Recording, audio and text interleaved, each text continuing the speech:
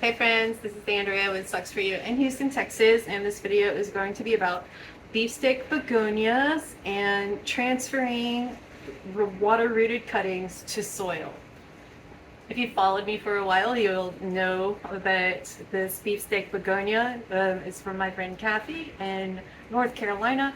Back in 2018, she sent me like 2 cuttings like this, just the stems. She might have sent more, but I'm pretty sure it was only 2. And just stuck them in the water as soon as I unpacked them and waited and waited and waited. It took probably like 2 months, but they finally rooted, and then it turned out to be this gorgeous plant I've been able to share with a lot of people. And I just decided, I sent some to her not too long ago in a recent video. I showed how I packed them up, and then she reported back like everything arrived great, good shape, and she put stuff in soil and in water, took some extra cuttings, and they already started rooting for her. So these rooted pretty quickly for me. I would say probably in 3 weeks, just fast for what we're used to. And she said, oh, mine rooted fast too, so that was really cool. So at this point, all I've been doing is I took the cuttings and I put them in water and I waited. It's really that simple. You make sure that you want to keep the ends of the leaves covered in water. You'll get some babies like that grow underwater. Let me see if I can show you guys. Okay, so there's one, actually 2 little babies growing out right there, right out of the bottom of that stem. And there's another one over here. There's some new growth right there. Sorry, there we go, you can see that. So when I transfer from water to soil and there's any like little tiny babies that you just saw, I kind of just bury them shallowly in the soil.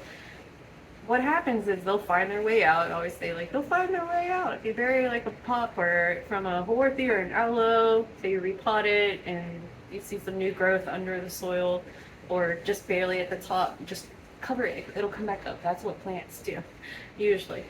So we have 4 cuttings, and I have a glazed pot, which we want because we want to keep the soil very moist. And I have a screen. I'm gonna put that down in there, and then I have some soil, and I have big perlite. I bought this just for fun, like I don't know, a couple of years ago, just to buy it and have it. Sorry, I'm coming over here to show you. So this is big perlite, and it turns to a powder just like other perlite, but this is used when you want to lighten up heavier pots. It's great for like tropicals when you're propagating cuttings and stuff like that. So what I'm going to do, because we're going to be keeping this pot in a dish that's going to have some water in it at all times until we are sure that the roots from here have been established in the soil. And the reason for that is because water roots, when you root something in water, the physical structure of the root itself is different than air roots. Air roots are what grows in the soil. Different structure, the little like side roots aren't designed to find water. Long story short, the roots are different. You got to keep them wet when you're transferring water roots to soil. So just go in. I'm going to come in with a little more of the perlite. Mix that up. Okay, so we have a really fun, chunky, it's still fast draining, which seems kind of like, well, if you want it to stay wet, why do you want it to be fast draining? Well, I'm going to keep it wet. I'm going to just keep adding more water to it when it needs it. And it has enough organic soil in there for water down in the saucer to, be wicked back up into the plant itself. So I'm going to wet this down thoroughly before starting the transfer. The cuttings. Done. Water's running through the bottom. That's what we want.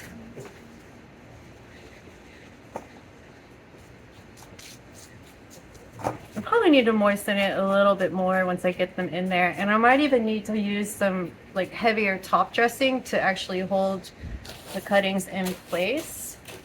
But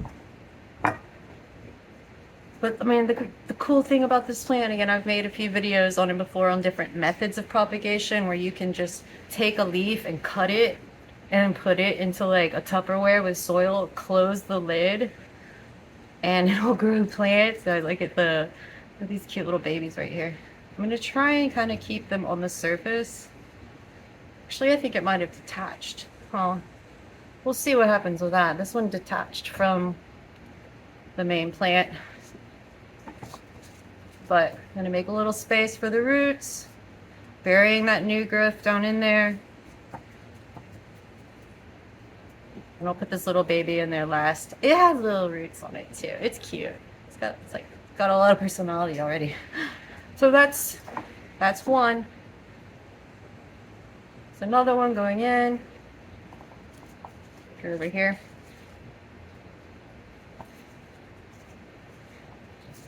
And I'm burying it so, you know, it's deep enough to keep the stem in place.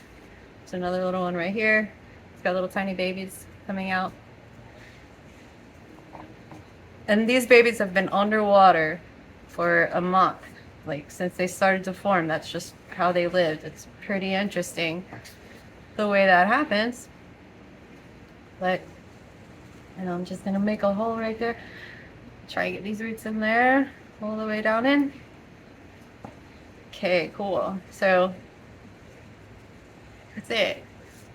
And the awesome thing about this is what I'm doing right now is the way that, you know, hundreds, thousands of people, this one, have shared, you know, propagated and shared their begonias with their granddaughters and their great granddaughters, and this is a true heirloom plant. Because if you, so many people in my comments when I've posted about these before, they're like, "Oh yeah, I got this from my grandmother, and she had it for like 40 years, and she got it from someone who had had it 40 years before that."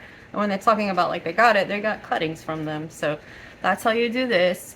And they'll establish pretty quickly, but I definitely need to be careful about not letting them dry out. And because it's so hot outside, and these were in an east-facing kitchen window where it's nice and cool, I'm gonna move these back inside to just hang out kind of close to a window to get established. Just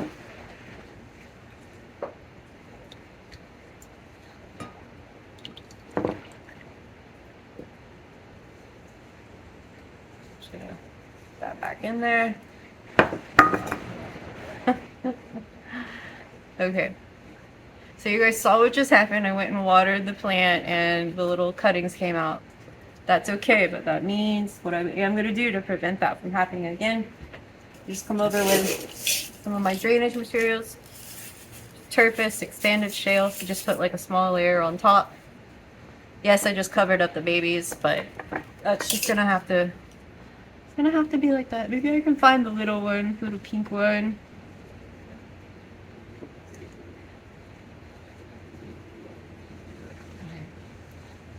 So here's a little baby. I'm gonna just stick that back down in there. It's pretty small. I don't know if it's going to form its own plant, its own individual plant, but we're gonna try.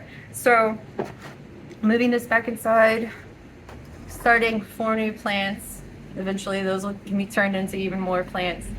More beefsteak begonia to share, to sell, to send back to Kathy, whatever. It's a lovely plant that just keeps on going and going and going. Actually, one more thing. I just now remembered this little trick. I don't want the bottom of the pot to be totally in contact with the saucer, because water is going to have trouble, like the water is going to have trouble getting wicked back up through that little hole. So we're just going to take some drainage materials and put a little layer, just a little layer, and then we can put the pot on that so it's raised up from the saucer a little bit, and then Give it more water. I want this thing to be soaking wet and stay that way. So that ought to do it. Okay, so this is where this is gonna hang out for a while, and I would like to put it in the windowsill, but we already have this little dude right here. Little dude. Tiger. And I'm gonna go ahead and start some more cuttings. It doesn't really matter like which leaves you take, as long as the length of the stem is, you know, at least that long.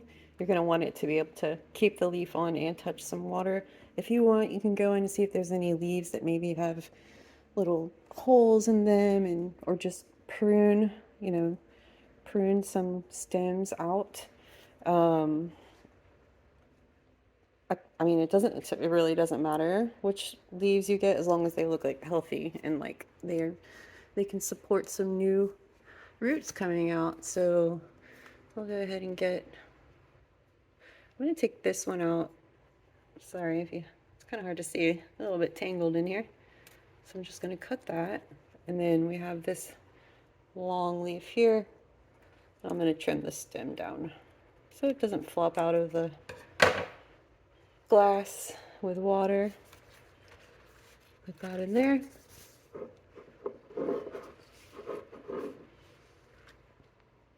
And there we go. Fill it up about halfway with water. Try and keep it full. But I'm going to get these going, and then we'll have another update video soon. These, let's see. How long do we think they'll take to root? I'm going to say 3 weeks, so maybe mid-August. All right, guys, take care. Thanks for watching my beautiful beefsteak begonia video. And please like and subscribe to all my stuff. Okay, bye, guys.